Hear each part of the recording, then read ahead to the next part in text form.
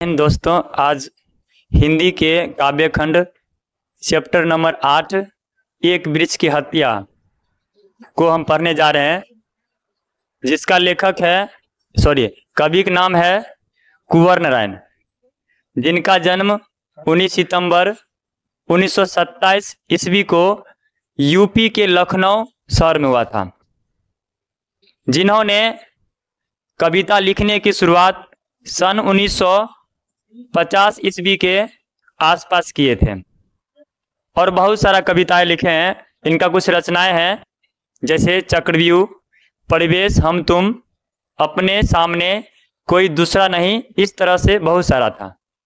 इनको कुछ सम्मान भी दिया गया, जैसे साहित्य अकादमी पुरस्कार, कुमारन आसान पुरस्कार, व्यास सम्मान, प्रेमचंद पुरस्कार, लोहिया सम्मान, कबीर सम्मान आदि पुरस्कार से इनको सम्मानित किया गया।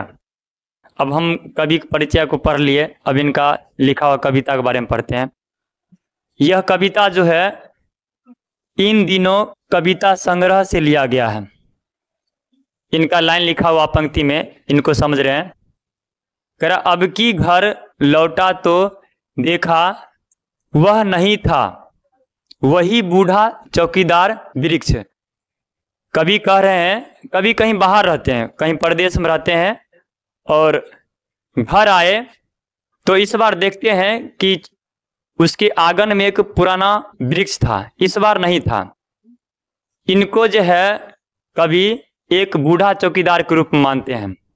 कहीं से मतलब शहर से आए हैं, देखे इस बार आंगन सुना सुना पड़ा हुआ है और बोल रहा है कि जो हमेशा मिलता था घर के दरवाजे पर तैनात, मतलब कि एक चौकीदार का भाव के तरह बता रहे हैं कवि नारायण जी।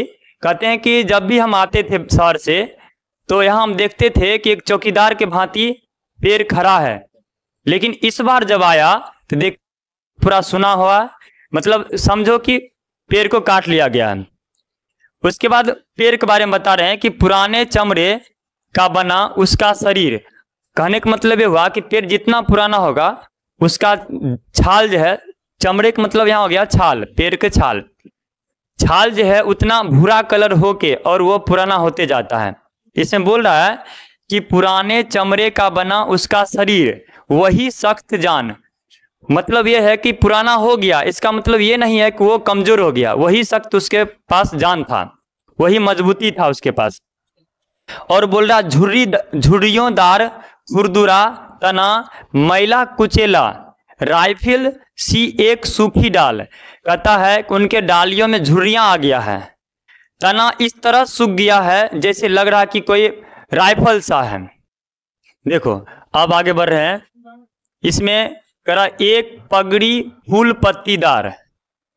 एक पगड़ी फूल पत्तीदार का मतलब हो गया कि पेड़ के सबसे ऊपरी भाग, पेड़ के सबसे ऊपरी भाग में अगर पत्ता रहता है तो एक तरह से लगता है क्या कि ऊपर फूल पत्ती चढ़ा हुआ है, इस तरह से पेड़ जो है प्रतीत हो रहा था।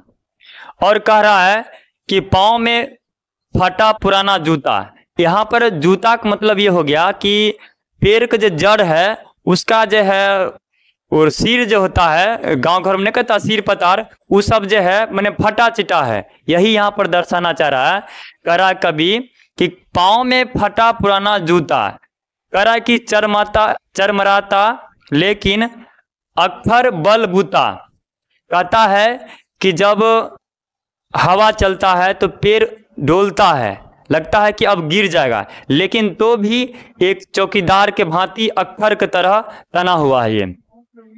उसके बाद बोल रहा है कि धूप में, बारिश में, गर्मी में, सर्दी में, हमेशा चौकना अपनी खाकी वर्दी में।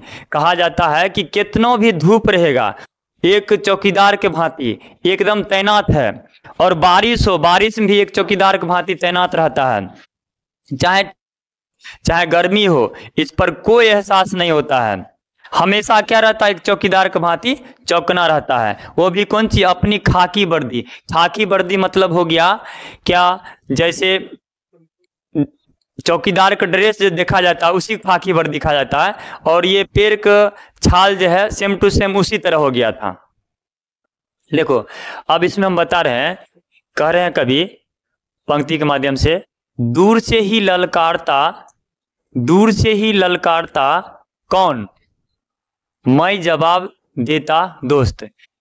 इस पंक्ति में बताया जा रहा है कि कभी जब शहर से या कहीं से भी आते हैं, फिर नजदीक जब आने लगते हैं तो कभी कहते हैं चौकीदार के भांति पेड़ दूर से ही बोलता है कौन, तो कभी बोलते हैं कि मैं दोस्त हूँ, और पल भर के लिए उसके ठंडी छांव में बैठ जाते हैं, उसके शीतल छांव में बैठ जाते हैं। और कभी कहते हैं कि दरअसल शुरू से ही था हमारे अंदेशों में कहीं एक जानी दुश्मन। कहते हैं कि इनको मन में कहीं न कहीं एक अंदेश था, हो रहा था शुरू से ही कि पेड़ को कोई न कोई काटने वाला है, मतलब पेड़ का जो जानी दुश्मन है, ये बताना चाह रहे हैं। वो आगे हम बढ़ रहे हैं। देखो इसमें कह रहा है कि घर को बचाना है लुटेरों से। घर को मतलब कवि बताना चाह रहे हैं कि घर को जो है लुटेरों से बचाना। लुटेरो मतलब हुआ चोर डाकू हो गया, जो लूटता है। उसके बाद कह रहा है सिटी यानी शहर को बचाना है नादिरों से। नादिर मतलब होता है हत्यारा। और कह रहा है कि देश को बचाना देश के दुश्मनों से। उसके बाद बोल रहे हैं कि बचाना है, आगे लिख रखे हैं कि नदियों को नाला हो जाने से बचाना है। मतलब नदी अगर नाला हो जाएगा तो नदी नदी नहीं रहा। जैसे भारत का सबसे प्रदूषित नदी जो है यमुना है, एक तरह से डोभा बन गया, जिसको ठेठी भाषा में कहते हैं। उसके बाद कह रहा है कि हवा को धुआं हो जाने से बचाना है। अभी क्या है कि फैक्ट्री की जनसंख्या ज्यादा है, ज्यादा प्रदूषण दे रहा है फैक्ट्री।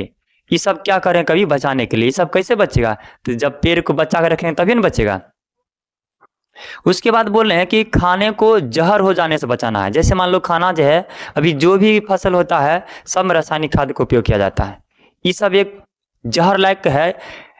कहने का मतलब ये हो गया कि जैसे अभी चौक चौराहा पर ब्रेड हो गया, पकौड़ा हो गया, पिज्जा हो गया, बर्गर, ये सब क्या है, एक तरह से जहर के बराबर हो गया। इस सब को कभी क्या करना है, बचना, इस सब से दूर रहना है। उसके बाद बोल रहे हैं कि बचाना है जंगल को मरुस्थल होने से। मरुस्थल का मतलब है मरुभूमि, जहां पर फसल नहीं होता है, इससे बोल रहे हैं बचने के लिए। उसके बाद बोलते हैं कि मनुष्य को जंगल हो जाने से बच जाना है। मतलब कि मनुष्य को सोच को बदलने के लिए बोल रहा है कि अपने आप को डेवलप करो, पर्यावरण की रक्षा करो। इस कविता के माध्यम से कवि ये बताना चाह रहे हैं क्या, जो पर्यावरण की रक्षा करना चाहिए हम लोग का, क्योंकि पर्यावरण की रक्षा करना हमारा परम धर्म बनता है। देखो कविता को हम लाइन बाय लाइन एक एक पॉइंट को हम समझा दिए। अब हम जो है अगला वीडियो में इसके ऑब्जेक्टिव और सब्जेक्टिव के बारे में जानेंगे।